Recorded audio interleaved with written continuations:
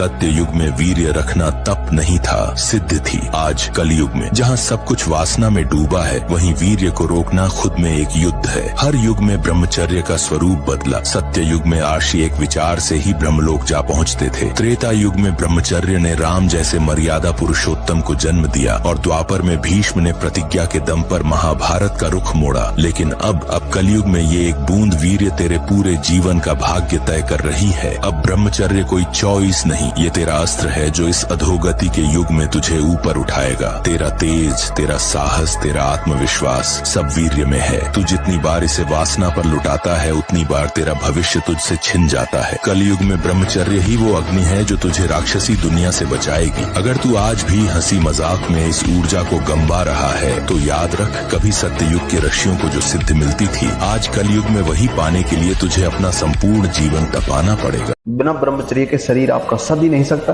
बिना ब्रह्मचर्य के आप कुछ प्राप्ति नहीं कर सकते। आप में ऊर्जा, ताकत, सारी चीज खत्म हो जाएगी। कुछ सालों से इतनी अश्लीलता, इतनी गंदगी नौजवानों को परोसी जा रही है, उनका चरित्र, उनके जीवन को बर्बाद करने के लिए बड़ी शर्म की बात है। गौतम बुद्ध अपने शिष्य से कहते हैं, जिस शरीर को देखकर तुम्हारे मन में काम वासना जाग रही है, असल में इसकी सच्चाई जानकर आप हैरान रह जाएंगे। यदि इस शरीर के ऊपर की चमड़ी हटा दी जाए तो नीचे मांस, मज्जा, मलमूत्र, हड्डियां और खून का एक ढांचा भरा है और तुम इसी शरीर को देखकर आकर्षित हो जाते हो, जो असल में कुछ नहीं है, बस एक माया है। यह शरीर 5 तत्वों से मिलकर बना है। मृत्यु के बाद जब शरीर को जलाया जाता है तो ये सभी तत्व अपने अपने मूल स्थान पर चले जाते हैं। इसीलिए माया से बाहर आओ और अपने असली लक्ष्य को पहचानो। दोस्तों, 90 दिन ब्रह्मचर्य के बाद 2 बहुत ही खास फायदे आपको देखने को मिलते हैं जो आपकी पूरी जिंदगी को बदलने में सक्षम है। पहला, जिस इंसान की दिनचर्या में मेडिटेशन, प्राणायाम और एक्सरसाइज है, और अगर वो 90 दिन तक अपनी एनर्जी को बचाने में कामयाब हो जाए, तो यही एनर्जी उसके खून में मिलना शुरू हो जाती है और ये दिमाग तक जाकर आपके भीतर कमाल की पॉजिटिव एनर्जी लेकर आता है। और दोस्तों, यहां से शुरुआत होती है ब्रेन रिवायर की, यानी आप इतना अच्छा महसूस करोगे इस नई दिनचर्या में कि आपको कभी मन ही नहीं करेगा वापस से पीछे मुड़कर देखने का। और कभी अगर नाइटफॉल हो जाए तो उसको लेकर ज्यादा सोचना मत। हमारे शरीर में अगर ब्रह्मचर्य है, हमारे शरीर में अगर व्यायाम की स्फूर्ति है, अभ्यास है, किसी भी मार्ग में जब विजयी हो।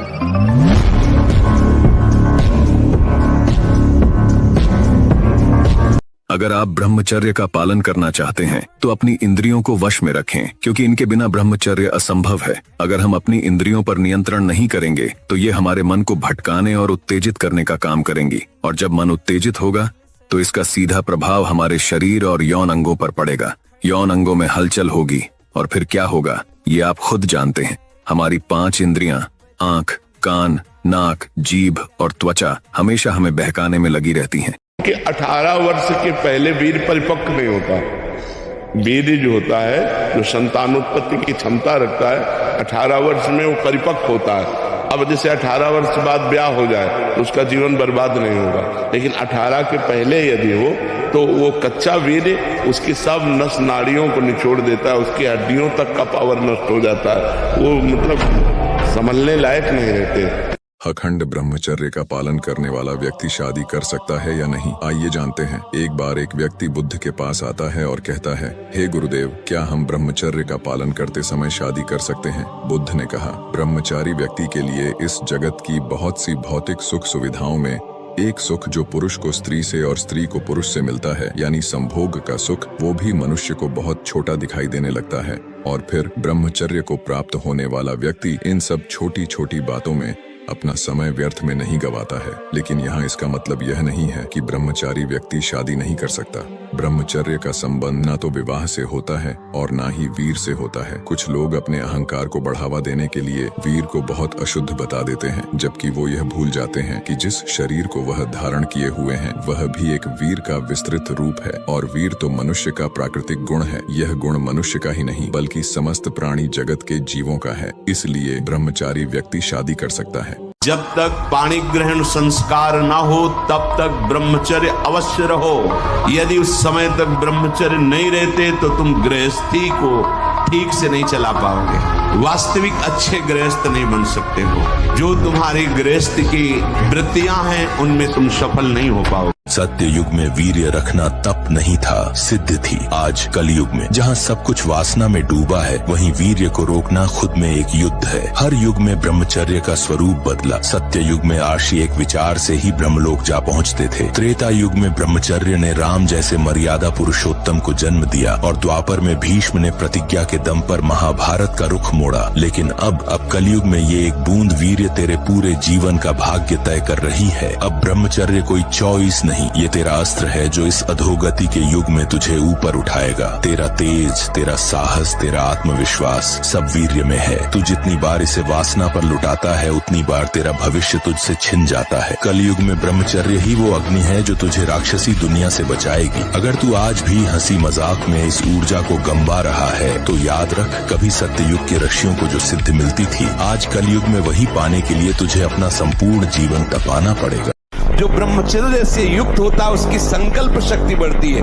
भले आप मांस खा के मोटी चर्बी और आप व्यायाम करके दिखा सकते हैं कि देखो मैं ब्रह्मचर्य क्षीण करता हूं लेकिन बलवान हूं, लेकिन आप आत्मशक्तिहीन है। वो आपका मोटा हो जाना बलवान नहीं है, आपके सुंदर सुंदर मांसपेशियां निकल आना वो बल नहीं है। आप शक्ति बलवान वो है जो आए हुए आंतरिक वेगों को सह जाए। आए हुए आंतरिक वेग को जो सह गया वही बलवान है। हनुमान जी के पास एक ही पावर है, ब्रह्मचर्य। ब्रह्मचर्य से तेज आता है, वाणी में ओज आता है, आकर्षण आता है। ब्रह्मचर्य का जितने भी पालन बच्चे करेंगे उतना तेज बढ़ेगा, उतना आकर्षण बढ़ेगा, आत्मबल बढ़ेगा, उतना ही आपके अंदर संकटों से लड़ने की क्षमता बढ़ेगी, उतनी ही सिंह जैसी गर्जना आपकी हो।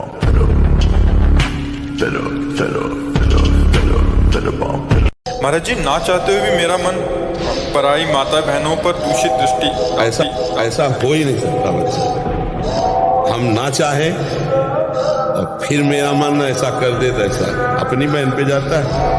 क्यों?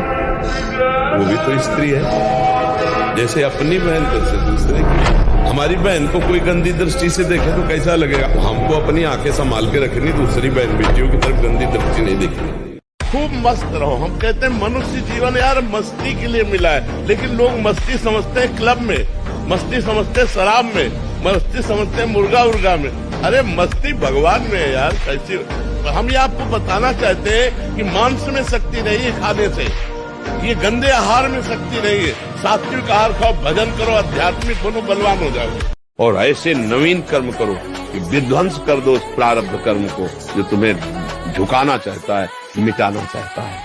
जब बुखार हो 102, किडनी फेल, शरीर में दर्द है, हमें लाद के ले चलो। अगर हम पैदल आते तो पैदल ले चलो, 2 लोग पकड़ो के ले ऐसे।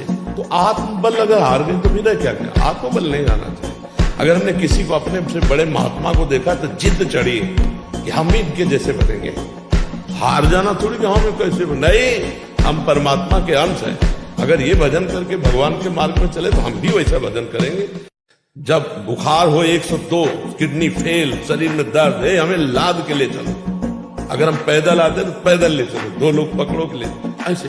तो आत्मबल अगर हार गए तो फिर क्या क्या? आत्मबल नहीं आना चाहिए।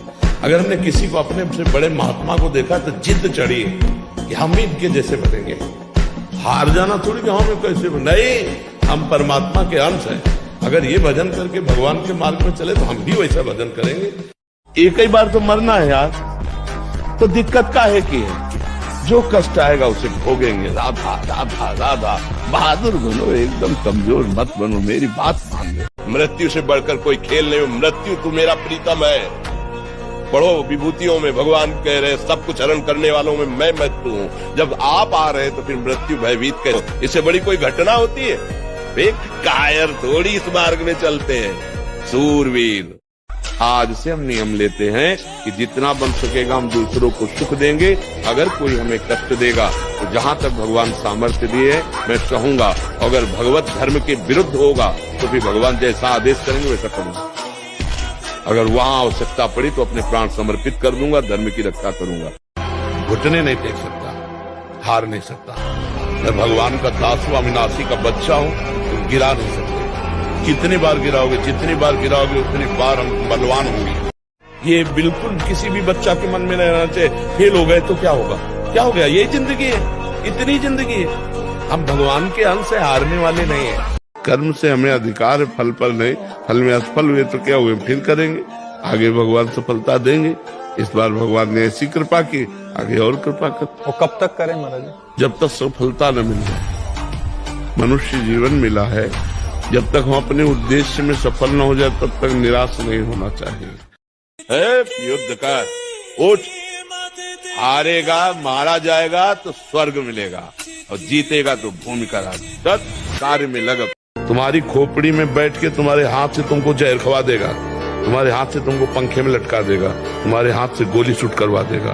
कर्म बलवान है, इसलिए ऐसा ना मानना चाहिए कि बाद में देखा जाएगा। देखने लायक नहीं रहोगे, ऐसा दंड आता है देखने लायक नहीं। सच्ची कहते हैं पाप से डरो, वो जब फलीभूत होता है ना तो अच्छे अच्छों के कहना नहीं। पढ़ाई पढ़ रहा हूँ, नाम जप कर रहा हूँ, तुम्हारी गरज हो तो पास कर देना, तुम्हारी गरज हो तो पास कर देना। नहीं जहाँ रखोगे जैसे रहोगे वैसे रहूंगा, और आपको पुकारता रहूंगा, आपका स्मरण करता रहूंगा, माया पर विजय प्राप्त हो जाएगी। कि हर परिस्थिति में आप आनंदित रहोगे। परिस्थिति हमें दुख नहीं दे सकती यदि हमारे विचार सही हैं। थोड़ी सी दवा इतनी सुन्न वाली कष्ट को नहीं होने देती, और चित्त भगवान में जोड़ दो कष्ट होगा। बड़े से बड़े कष्ट को हंस के सहा जाता है। तो बच्चा डिप्रेशन क्यों, दिमाग में भार क्यों? क्योंकि वो अहंकारी अज्ञानी जीव भगवान से परिचय नहीं प्राप्त किया, अध्यात्म को नहीं जाना, इसलिए दुखी हो रहे। नहीं बोलो चिंतन की क्या परेशानी है? परमानंद भगवान के चरणों का आनंद लेने वाले मन बुद्ध के द्वारों की तरफ झांकते भी नहीं है। वमन के समान त्याग देते हैं। आप क्या समझते हो? उल्टी के समान त्याग देते हैं। क्या है? चमड़ी का केवल ऊपर से लगा हुआ, नहीं तो है क्या? यही मूत्राश्रय मलाशय मूत्र मल के द्वार, और कौन सी महान निधि है? सच्चिदानंद भगवान में चित्त जोड़ने वाला मलमूत्र के द्वारों में बिकेगा। मलमूत्र के द्वारों में बिकने वाले का मतलब सच्चिदानंद से जुड़ा नहीं है। मुझे गलत आचरण नहीं करना, मर सकता हूँ, गलत आचरण नहीं कर सकता। मैं गलत मार्ग में नहीं जा सकता, भले खड़ा रहूं यहीं। अगले जन्म में हमें रास्ता मिलेगा तो चलूंगा, पर मैं पीछे नहीं हटूंगा।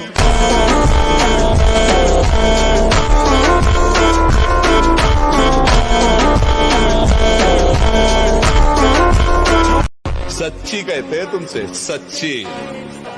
हर कष्ट को तुम रौंद सकते हो, हर कष्ट को सह सकते हो। अगर अभी तुम निश्चय कर लो मैं मरा, अब तुमको कोई नहीं मार सकता। सब भयभीत हो जाएंगे तुमसे। केवल एक निश्चय कर लो, आप हमारी जिंदगी की कोई परवाह नहीं। अभी अभी तुम्हारा वो भयंकर रूप आ जाएगा कि जिस गली से निकलोगे लोग अंदर घुस जाएंगे।